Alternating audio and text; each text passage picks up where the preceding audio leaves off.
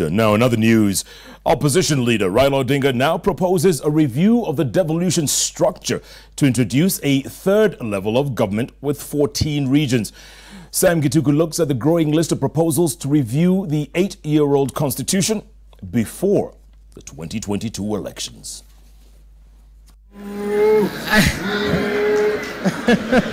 In his address to county chiefs at this year's devolution conference, the opposition leader chose to revisit a constitutional draft of 13 years ago that would have created 14 regions to drive the devolution agenda.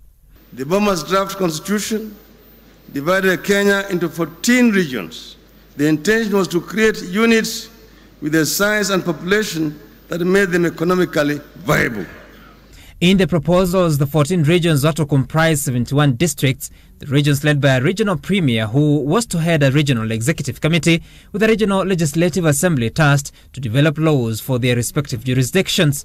Matching the Boma's proposal to the current 47 counties, the coastal counties would form a single region, as would the 3 Ukambani counties.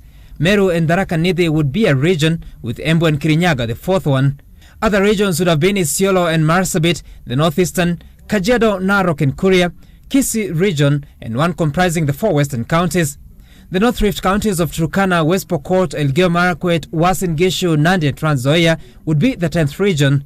South and Central Rift counties would be clustered under one region, while the Nyanza counties of Kisumu, Siaya, Homa Bay and Migori would be another. Another region would have comprised Kiambu, Murang'a, Nyandarua and Nyeri, while Nairobi would be a metropolitan city led by a city mayor. We were never really DKRC or Bomas the full configuration of devolution.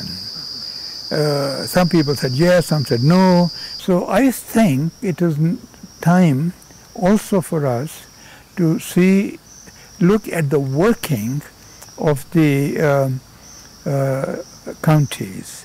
My proposal is that we adopt a 3-tier system that retains the current counties, creates regional or provincial governments, and retains the national government with a very clear formula for revenue sharing. With the opposition already preferring a review of the national executive structure that would shift from a presidential system to a parliamentary one that has a prime minister as the head of government, some critics view a proposal to reorganize devolution into 14 regions as a ploy to create positions for governors serving their second and final term.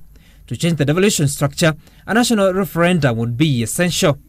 Sam Gituku, Citizen TV, Nairobi.